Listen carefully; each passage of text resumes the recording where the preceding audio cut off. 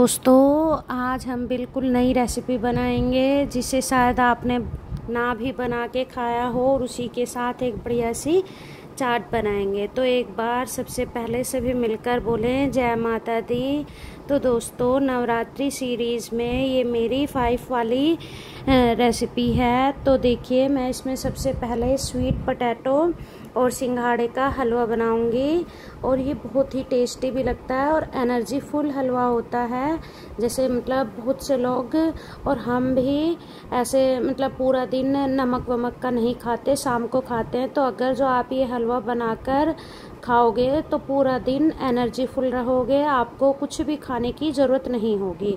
और जब हम मतलब ये स्वीट पोटैटो के साथ सिंघाड़े डालकर हलवा बनाते हैं ना, तो ये बहुत ही टेस्टी लगता है क्योंकि ये गुड़ वाला हलवा होता है।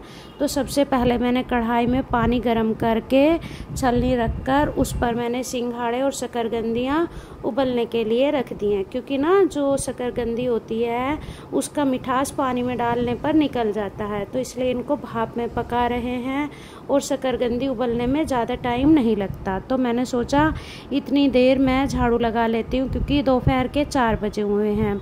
तो दोस्तों मैं 4 बजे खाना पीना बनाने में लग जाती हूँ, क्योंकि 2-2 खाने बनाने होते हैं। तो भाई 8-9 बज जाते हैं मुझे खाना पीना बनाने में, क्योंकि सबसे पहले मैं माता के भोग की तैयारी करके फिर मैं माता का पूजन करती हूँ, दुर्गा सप्तशती का अध्याय करती हूँ, और फिर उसके बाद मैं सभी का खाना भी बनाती हूँ।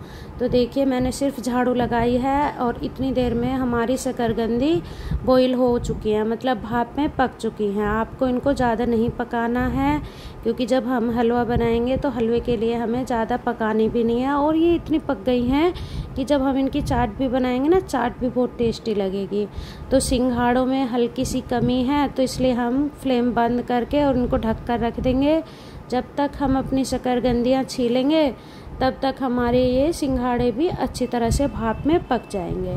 तो देखिए एक शकरकंदी भी रह गई है जो भी बॉईल नहीं हुई है, तो उसको भी हम कढ़ाई में ऐसे ही छोड़ देंगे। और दोस्तों जब हम छोटे थे ना, तो मेरी मम्मी जब बनाया करती थी ये हलवा, और मैंने अपनी मम्मी से ही सीखा है ये हलवा। मेरी मम्मी बहुत ही टेस्टी हलवा बनाती थी, तो मैंने सोचा क्यों ना आज मैं भी अपने व्यूअर्स के लिए ऐसा ही हलवा बनाऊं। तो भाई आप बिल्कुल भी वीडियो स्किप मत करना, ये हलवा मैं आपको स्टेप बाय स्टेप बताऊंगी, और बहुत टेस्टी हलवा बनता है जब हम गुड़ डाल के बनाते हैं।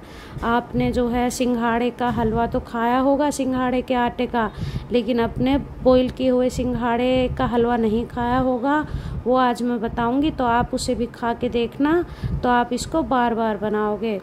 और बहुत से लोग तो ऐसे होते हैं इसको बना कर रख लेते हैं, 2-3 दिन चलता है, उसे खाते हैं सुबह गरम करके, बहुत टेस्टी लगता है। लेकिन पर भाई मैं ये कहना चाहूँगी कि जब आप व्रत रखते हैं ना, व्रत में रखा हुआ भोजन नहीं खाना चाहिए, चाहे वो हलवा हो, चाहे वो पराठे हों या थेपले हों, थाली पीठ हो। क्योंकि बहुत सी बहनें बोलती हैं कि इसको बना कर रख लेना 2-3 दिन चलेगा, पर भाई नहीं, व्रत में कभी भी बासी खाना नहीं खाना चाहिए, वह तामसी खाना कहलाता है। और आप लोग ताज़ा ही बनाकर उसे खाएं। तो देखिए ये हलवा बेशक मैं बना के रखूँगी, पर मैं खाऊँगी सिर्फ अब इवनिंग में ही, मतलब इवनिंग में बना रही हूँ। बस जो भोग लगाना होगा माता को भोग लगा के थोड़ा बहुत मैं भी खाऊंगी और चाट खाऊंगी, बस और कुछ नहीं खाना हमें। तो देखिए आप बारीक वाले ग्रेटर से इन शकरकंदियों को ग्रेट कर लें। आधी शकरकंदी मैंने चाट के लिए रख दी हैं, और आधी मैंने ग्रेट कर ली हैं। और देखिए सिंघाड़े भी मैंने 8-10 छील लिए हैं, इनको भी ग्रेटर से हम ग्रेट कर लेंगे, और इजीली ग्रेट हो जाते हैं, कोई प्रॉब्लम नहीं होती। और छोटे वाले ग्रेटर से तो बहुत ही अच्छे ग्रेट होते हैं और बिल्कुल बारीक होते हैं, और जो शकरकंदी के अंदर रेशे से होते हैं ना, वो भी अच्छी तरह से बाहर निकल जाते हैं। तो देखिए पहले हम गुड़ का पानी उबलने के लिए रख देते हैं। तो मैंने इसमें 1 गिलास पानी डाला है और 100-150 ग्राम के करीब गुड़ लिया है, क्योंकि स्वीट पोटैटो पहले से ही मीठे होते हैं, तो इसमें हम थोड़ा ही गुड़ डालेंगे। अब हमने इसको कूट कर अब पानी में हम इसे उबलने के लिए रख देंगे। तब तक ये पकेगा ना जब तक हमारी शकरकंदी और सिंघाड़े भी अच्छी तरह से भुनकर तैयार हो जाएंगे। तो देखिए इसको हम दूसरे वाली फ्लेम पर रख देते हैं गैस पर, और इधर हम अपना ये भूनना शुरू करते हैं। तो मैंने ये फ्राई पैन लिया है, इसमें हम सिर्फ 1 चमचा घी डालेंगे। इसमें आपको ज़्यादा घी डालने की ज़रूरत नहीं होती। देखिए सिर्फ 1 चमचा घी डालेंगे और हलवा तो वाकई में ही बहुत टेस्टी बनेगा कि आप बनाकर ना बार बार खाना चाहोगे इसको। मैंने तो आज बनाया ना, मैं सोच रही थी कि शायद बच्चों को पसंद नहीं आएगा, उनके पापा को पसंद नहीं आएगा, लेकिन मैंने सबको खिलाया तो सभी को बहुत पसंद आया। और सासू माँ तो कह रही कि भाई ये तो मुझे बहुत टेस्टी लगा, और वैसे भी गुड़ वाला है, चीनी का नहीं है, क्योंकि वो डायबिटीज़ पेशेंट है, उन्होंने भी वो अच्छी तरह से खाया। तो देखिए जब आप ये भूनेंगे ना तो पहले शुरू में आप लो फ्लेम कर लेना, फिर धीरे धीरे हाई फ्लेम करना, और इसको भूनने में कम से कम आपको 10 मिनट ज़रूर लगेगी। तो आप धीरे धीरे से भूनना, जल्दबाजी मत करना। और जब ये भुनने लगेगा तो ये घी छोड़ने लगेगा, इसकी पहचान होती है। इसकी क्या, कोई भी हलवा हो ना उसकी पहचान यही होती है कि जब वो भुन जाता है तो ऑयल जो है या घी रिलीज़ करने लगता है। तो देखिए ये घी रिलीज़ कर रहा है, अच्छी तरह से भुनकर तैयार है। तो अब हम इसमें पानी डालेंगे। तो ये पानी हम पहले शुरू में आधा डालेंगे, क्योंकि आधा डालकर हम जल्दी से मिक्स करेंगे जिससे गुठलियाँ ना पड़े, क्योंकि गुठलियाँ पड़ने पर हलवे में कोई टेस्ट नहीं आता। और पहले तो मतलब जब हम छोटे थे तो हमारी मम्मियाँ ना शकरकंदी को बॉईल करने के बाद गुड़ वाली चाशनी में पकाती थी और बहुत ही टेस्टी लगती थी वो भी शकरकंदियाँ। लेकिन मैं आज इसका हलवा बना रही हूँ। तो देखिए पहले मैंने थोड़ा डाला था, फिर अब मैंने सारा पानी डाल लिया। इसको हम पकाते रहेंगे, जितना ये पकेगा उतना ही टेस्टी लगेगा। अब मैंने इसमें किशमिश भी डाल दिए हैं और हम इसे पकाते रहेंगे, और इसका मतलब पानी सूखने लगेगा और घी रिलीज़ करने लगेगा, हलवा तैयार हो जाएगा। तो मैंने कुछ ड्राई फ्रूट डाले हैं, जैसे काजू बादाम, वो मैंने ग्रेटर से ग्रेट कर लिए थे हल्के हल्के। तो देखिए हलवा बनकर बिल्कुल तैयार है। और दोस्तों क्या आपने ये फास्टिंग सीरीज़ की जो और रेसिपी मैंने डाली है वो नहीं देखी? मैंने साबूदाना थाली पीठ डाला है, और उसी के साथ मैंने सिंघाड़े के आटे के बहुत ही क्रिस्पी से पराठे भी बनाए थे। और जो कुट्टू के पकोड़े थे ना, वो तो भाई इतने टेस्टी बने थे, क्योंकि मैंने घर में ही कुट्टू का आटा पीसा था और उससे बिल्कुल वाइट वाइट कुट्टू के पकोड़े बने थे। तो आप उन्हें भी जाकर देखना। तो देखिए हलवा तो हमारा तैयार है। इस पर मैंने कुछ ड्राई फ्रूट डाल दिए हैं, और सिर्फ 2 मिनट में हम अपनी ताज़ी सी हरी चटनी बनाएंगे। तो दोस्तों मैं चटनी भी ताज़ी ही बनाती हूँ, रखी हुई यूज़ नहीं करती।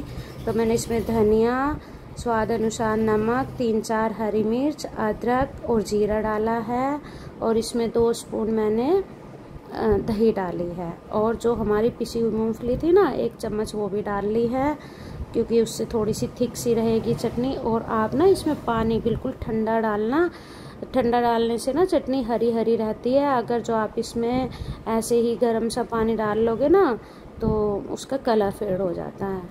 तो देखिए चटनी भी बनकर तैयार है। अब हम अपनी चाट की तैयारी कर लेते हैं।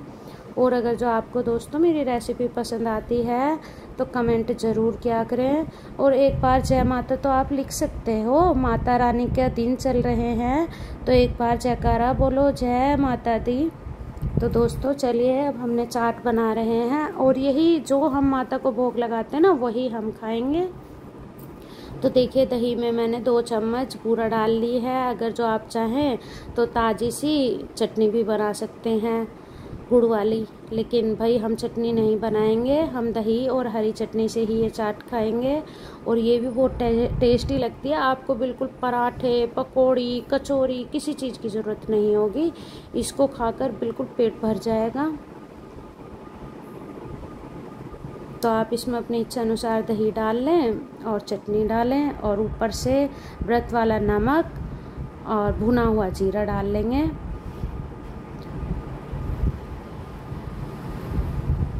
अच्छी तरह से दही डाल लें। मैंने ये बिल्कुल मतलब ओके कर लिया है। इसी में से ही मैं सांझी माँ को भोग लगाऊंगी, माता रानी को भोग लगाऊंगी, और बाकी मैं खाऊंगी। तो मैंने इस पर नमक डाल लिया है व्रत वाला, क्योंकि हरी चटनी में भी नमक है पहले से, इसलिए थोड़ा ही डालें। और इस पर भुना हुआ जीरा डाला है। अगर जो आपको पसंद है काली मिर्च भी डाल सकते हैं, लेकिन काली मिर्च मैंने इसलिए नहीं डाली क्योंकि चटनी में पहले से ही मिर्च है, नहीं तो ज़्यादा तीखा हो जाएगा। और जैसे हम व्रत रखते हैं ना, खाली पेट होता है, तो उसमें हमें मिर्च जो कम खानी चाहिए, मिर्चों का कम यूज़ करना चाहिए, नहीं तो पेट में बहुत ज़्यादा गर्मी उठ जाती है। चलिए हम माता रानी की थाली लगाकर फिर हम भी भोग ग्रहण करेंगे। बाय दोस्तों, थैंक यू। एक बार फिर से बोले जय माता दी।